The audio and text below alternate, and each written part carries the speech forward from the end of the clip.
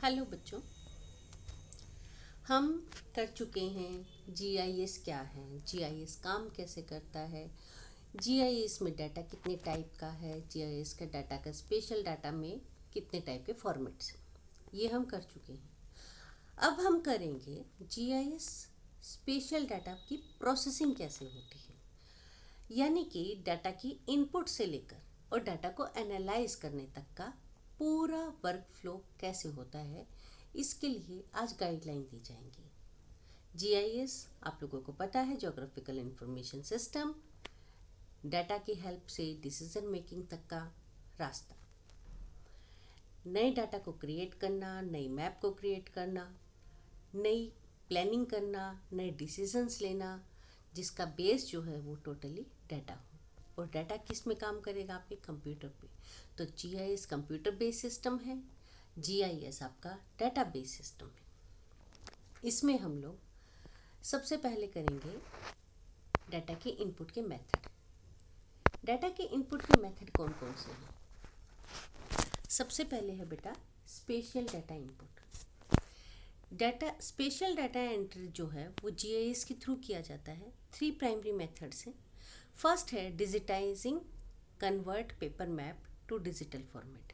आपके पास कोई भी मैप है उसको आप डिजिटाइज कर देंगे, स्कैनिंग करेंगे, कैप्चर करेंगे। जो भी आपके पास डाटा है उसको रास्टर इमेजेस में जीपीएस डाटा के साथ कलेक्ट करके प्रोवाइड कराएंगे precise the real world coordinates directly from field survey. Field survey करेंगे, कोऑर्डिनेट्स पता करेंगे, रियल वर्ल्ड के जीपीएस में डाटा कलेक्शन कर रहे हैं, यानी कि ग्लोबल पोजीशनिंग सिस्टम से उसका डाटा कोऑर्डिनेट्स को पता कर रहे हैं, और उन सारे जो भी आपके पास मैप हैं उन सबको आप किस में कन्वर्ट कर रहे हैं, उसको आप डिजिटाइज कर रहे हैं। ठीक है। सेकंड है attribute data. Attribute data is entered through database input, interfaces field collection using mobile devices and importing from external sources like spreadsheet and existing database.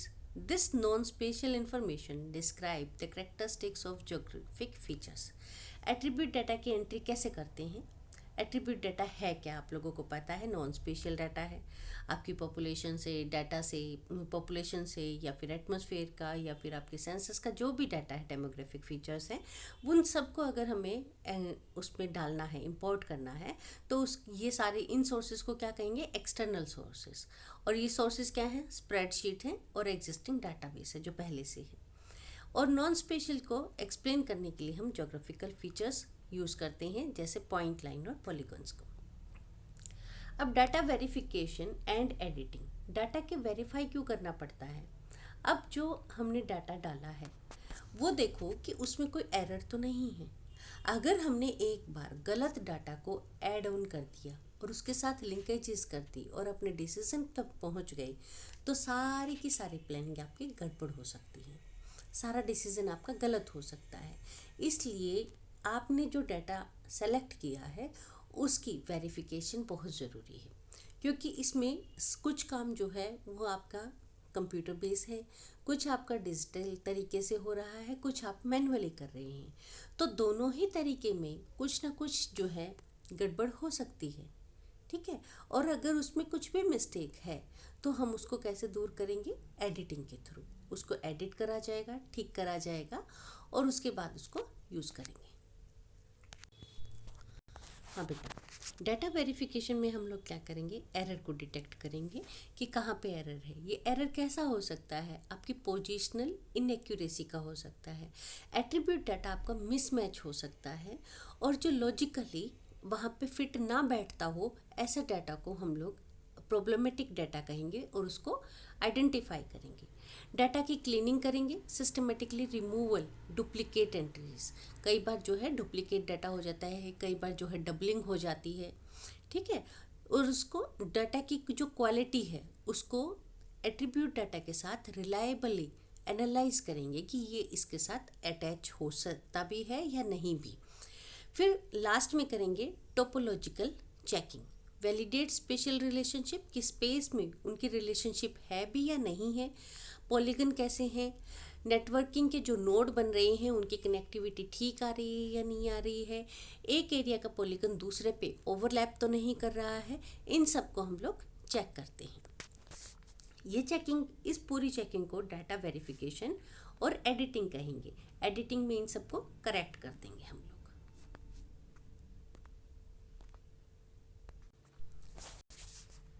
Next जो अपनी स्लाइड है वो है आपकी स्पेशियल एंड एट्रीब्यूट डाटा के linkages.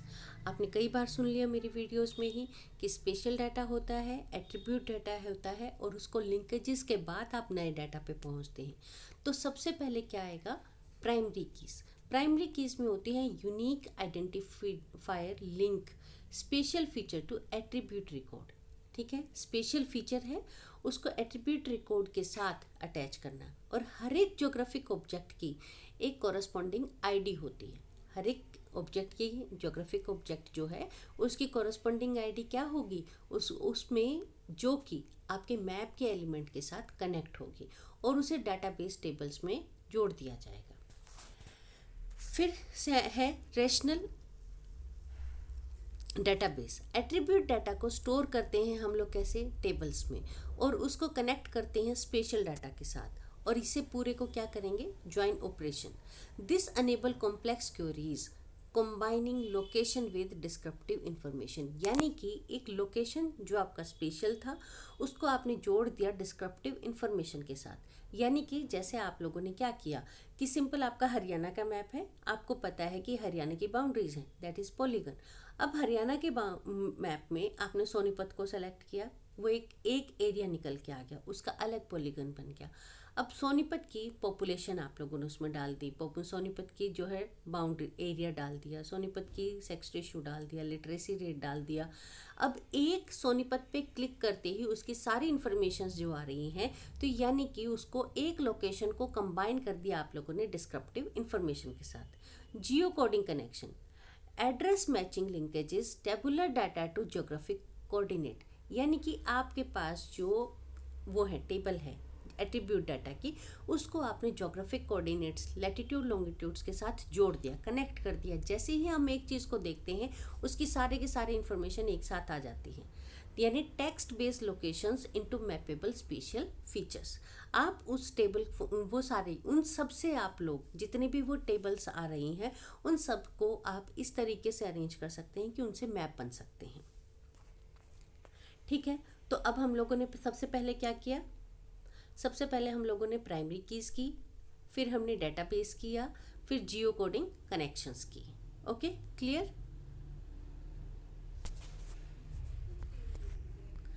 Next बेटा special analysis. अब हम लोग क्या करेंगे, अब आ गया है एक्चुअल वाला काम। सबसे पहले ओवरले ऑपरेशन करते हैं। ये आप लोगों को डायग्राम में दिखाई दे रहा है, एक मैप है, दूसरा मैप उसके ऊपर है, तीसरा उसके ऊपर है, चौथा उसके ऊपर है। इसमें हम लोग क्या कर रहे हैं, एक जैसे आपको सिर्फ मैंने इन जो है हरियाणा का मैप दिया, बाउंड्री मैप, वो आपका एक मैप हो गया। दूसरा मैंने आपको उस एरिया का ज्योग्राफिकल मैप दे दिया, सॉरी जियोलॉजिकल मैप दे दिया। थर्ड मैंने आप लोगों को उसी एरिया का ड्रेनेज का मैप दे दिया।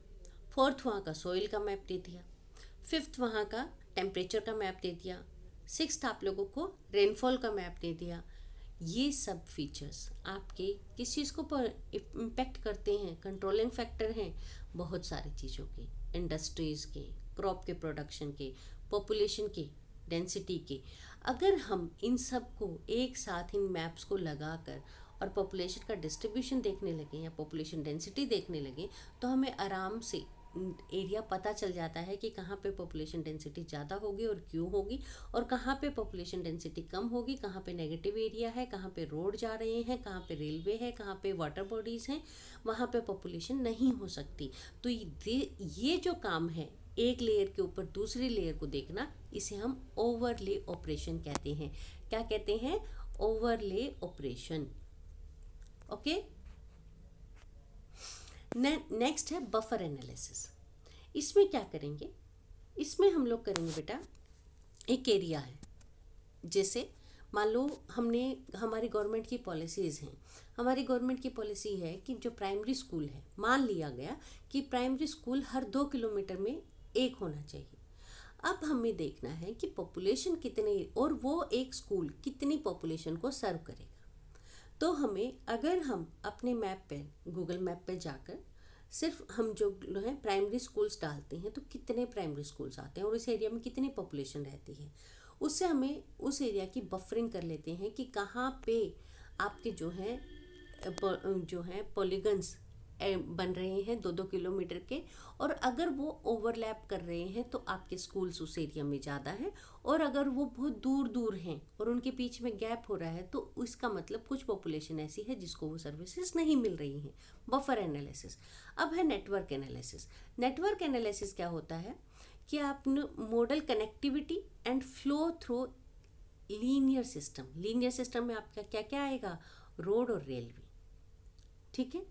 कैलकुलेट ऑप्टिमल रूट्स, जिसके थ्रू हम लोग ये देखते हैं कि कहाँ पे सर्विस एरिया है, कहाँ पे जो है वो फैसिलिटीज़ जो हैं वो पहुँच सकती हैं, और जो हमारा बाईपास है वो कहाँ से क्रॉस हो सकता है, ताकि अंदर की जो रोड का नेटवर्क है, अंदर की पॉपुलेशन कम से कम डिस्टर्ब हो। सिटी का जो काम करने का तरीका है सिटी के अंदर अंदर, उसमें कोई प्रॉब्लम ना हो, और अगर व्हीकल्स को जाना है तो वो आउटर एरिया से एक जगह से दूसरी जगह में जा सकते हैं। ये आप लोग देख ही रहे हो कि कितने तरीके के, कितने बड़े बड़े जो हैं फ्लाईओवर्स और कितने बड़े जो रोड हैं आउटसाइडर से इस तरीके से निकाले जा रहे हैं जिससे अंदर से पता ही नहीं चलता। जैसे जीटी रोड के फ्लाईओवर्स आप लोगों के लिए सबसे बड़ा एग्जांपल है, क्योंकि वो आप लोग कॉमनली उससे फ्रेंडली हैं कि आप लोग जो है चंडीगढ़ तक चले जाते हैं और किसी भी सिटी में आपको एंट्री नहीं करनी पड़ती। तो सबसे पहले क्या करेंगे, ओवरले ऑपरेशन करेंगे, ठीक है। सेकंड हम लोग बफर एनालिसिस करेंगे, थर्ड हम लोग नेटवर्क एनालिसिस करेंगे। क्लियर?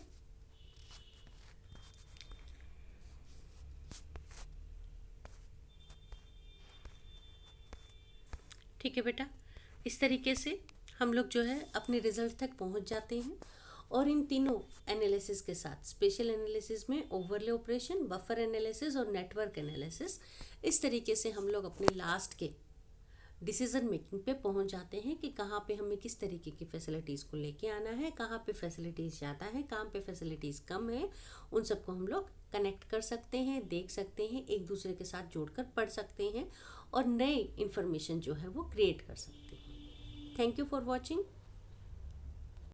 मिलते हैं नेक्स्ट वीडियो में। होप सो आप लोगों को मेरा लेक्चर पसंद आया होगा।